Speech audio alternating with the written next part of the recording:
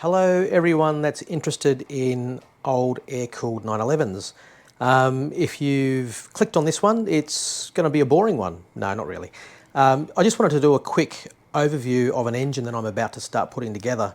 This is an aluminium case from a 3-litre SC motor, and I bought the engine as a project. I bought it as a complete engine, hadn't been run for quite a while and had been sitting in a dirty dark corner of a shop somewhere for a long time. So yeah, I bought this one to bring it back to life and to do a little bit of an experiment to build something which I haven't seen too many of before, but I wanted to have a crack at it.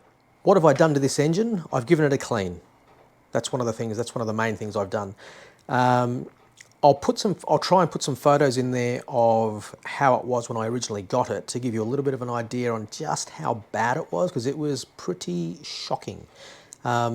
But yeah, I've given it a new lease of life, and I thought I'd just go through some of the things that I've done. You can see all the head studs are obviously removed. It'll have new head studs put in it, and I've given the case a good clean by hand.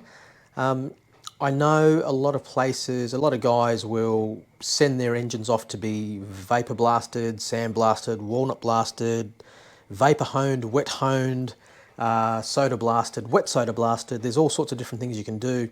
And I just don't feel comfortable doing it to an engine case yet, because I'm not certain that they'll get all of the media out. There are lots of oil galleries and chambers throughout the case. I mean, that's how the engine gets its oil. That's how all the bearings get their oil, through passages through the case.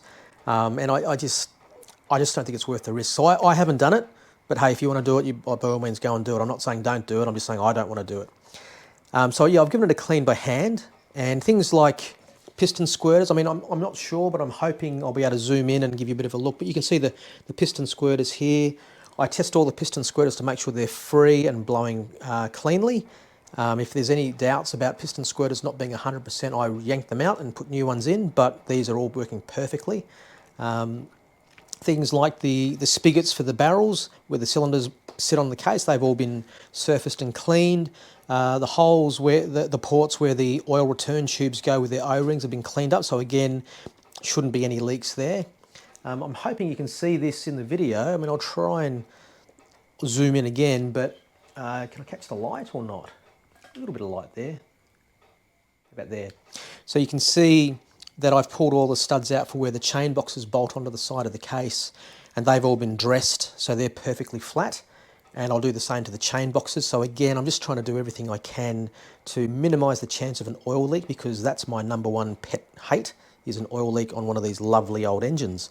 Now I know that a lot of guys will say if a 911 isn't leaking, then there mustn't be any oil in the engine. Ha ha ha, it's a funny joke.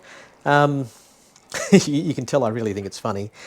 But I tend to think that if you build them fairly right, they should be leak-free for a reasonable number of years. Something that's interesting, which you may or may not know, and hopefully the light will catch this, but where the through bolts go through on the case, Porsche chamfer on this side here, so that I'll try and zoom in again. So when the through bolts go through, the little rubber O-rings, they actually have a little bit of a recess to sort of to sit in and seal. And that's on this side of the case, but on the other side of the case, they don't do it on the left-hand side. So I've made sure that this side of the case has had the very slight chamfers put in for the O-rings to seat. And again, this side's been dressed, where the oil relief bolts go, where the oil return union bolts, that's been dressed as well. And another thing on this side of the case here, Porsche, how can I get that in there? Hopefully you'll see that, I'll zoom in, but this little recess here, so there's a steel tube that's cast into the aluminium case here, and for whatever reason, Porsche have left this little window on either side, and that's a really good spot for oil leaks. So when the aluminium heats up, of course, you know, aluminium and steel expand and contract at different rates, so that can sometimes weep. They don't all do it, but a lot of them do. So I believe there was a technical service bulletin many years ago where they said to fill it up with something like JB Weld, or even some of this stuff. This I haven't used it yet, but it's Dowsil 732. Apparently that's a good option, and it stays rubbery or flexible, so it should allow a little bit of flex. So getting back to case prep, some of the other things I do is when the case is together and bolted and aligned, I make sure that this top surface here is perfectly flat, so that the breather plate will sit and not leak, because that's a really common area for leaks. And also on the underside, where the sump plate will go, I've made sure that that's perfectly flat. There's no joins or steps or anything on either side of the case, so that's perfectly flat too. Inside the case, I'm just going to pull this off, and that's what she said, and carefully place this somewhere. Okay, so I'm going to show you the case upside down, but you get the idea.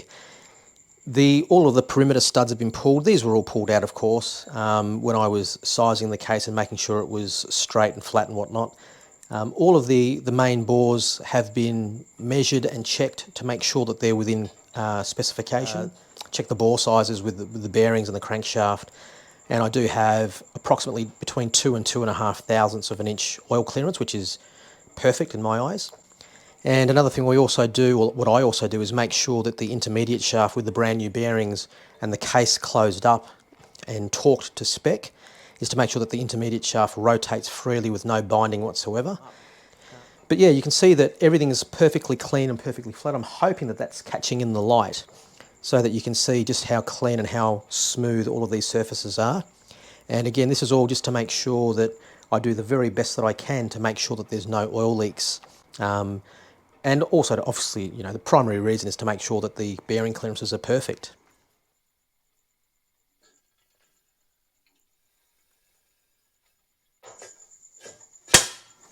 That went together nice and solidly. It's always good to get a nice solid thunk. I do like that. All right, so what am I going to do with this engine? Well, there's a bit of a plan with this motor. I don't want to rebuild it as a stock 3 litre.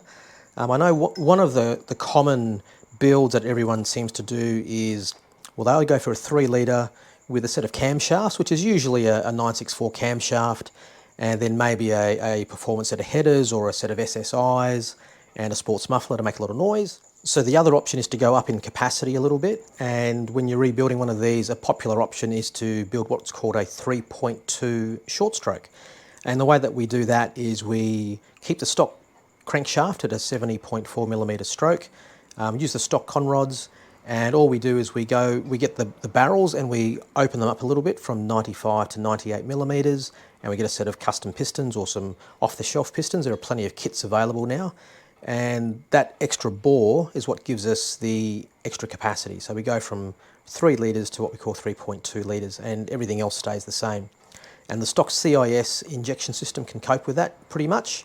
So it's a popular option because you don't have to spend the money for a new injection system. So in addition to pistons and barrels, you're up for a set of camshafts, and everyone says, while you're in there, what else can we do?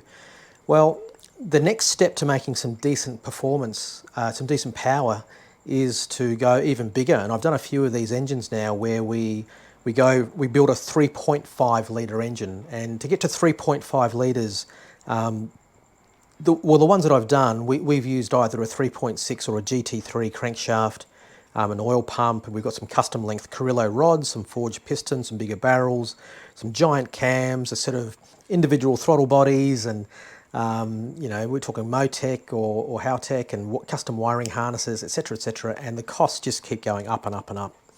So, and whilst, look, there are plenty of people out there that can afford that, there are lots of other people in the middle, like me, who can't afford that. I mean, I'm happy enough, I'm grateful enough that I can actually have the car in the first place. So what I thought I'd do with this engine is I wanted to build something a little bit different to the standard 3 litres or 3.2 short strokes, but not going as extreme as a 3.5 litre with the throttle bodies and the injection and the ECUs. So my plan is I'm going to make this a 3.5 litre. And again, when I say 3.5, we call it a 3.5 litre, but it actually works out to be 3.45 litres. But like most guys, we like to round up to make things sound a little bit more impressive. So we call it a 3.5 litre. So I've had some custom pistons made. So yeah, my guy in the States, William Knight, he designs pistons. I've already had the heads rebuilt, so I've measured my combustion chamber volume, and then knowing the crankshaft, the rod, the stroke, etc., and I aim for a certain compression ratio because I'm going to build this as a single plug, but I'm trying to do this on a budget. You have to use inverted commas for budget when you're talking about Porsches because nothing's cheap. But the plan is to keep it single plug, bump the compression up high enough to make it sort of advantageous, but not high enough to have worries about detonation or knocking or pinking or whatever.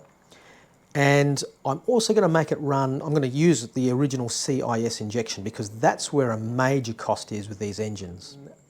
If you've gone through the process of converting your engine to running on EFI, you've had to deal with things like an ECU, a custom wiring harness, the throttle bodies themselves, wideband sensors, knock sensors, dyno tuning. It's expensive, and to do it properly is expensive. To do it on the cheap is frustrating. If you do it on the cheap, you're in for an absolute world of pain, so don't do that. You're better off to stick with nothing. So rather than use aftermarket EFI, I want to make a 3.5 litre which can actually run on the stock CIS to keep the costs down. Yeah, so at the end of the day, what I'm hoping to have is a fairly torquey engine, which makes more grunt and obviously more power than a stock engine. Yeah, it'll be run on a dyno just to make sure that air-fuel ratios are within reason. And if I have to, I'll get the warm-up regulator and the fuel distributor modified to flow a little bit more fuel. So yeah, it's a bit of a project in the works, and I'll obviously fit it to my car and drive it. And the reason why I'm doing that is, of course, so I've got an engine in my car for while I pull my engine out and rebuild it with a... So I've got the heads here. The heads have been rebuilt already, as I was saying, because I wanted to measure my dome. New performance valve springs, titanium retainers, just to keep some of the weight down. And of course, they've been chamfered on the edges here just to allow for the larger diameter 98mm barrels and pistons. So that is pretty much it. The engine will be for sale at some point. So if anyone's interested, by all means get in touch. Now's probably the right time to ask if you could do me a little bit of a favour and click the like button, which is down there somewhere, I think. Look, it's a bit of a plea. I just love to get my videos out there so more people like you can see them. And if you hit the like button, then what happens is YouTube's algorithm thinks that people like it, so it'll suggest the video to more people that look at videos like you. And that's got to be a good thing, right? So it doesn't cost you a cent, doesn't cost you anything. Do me a favour, hit the like button, and then one day maybe I'll be able to get monetized and maybe afford to buy some new gear and make some better quality videos for you.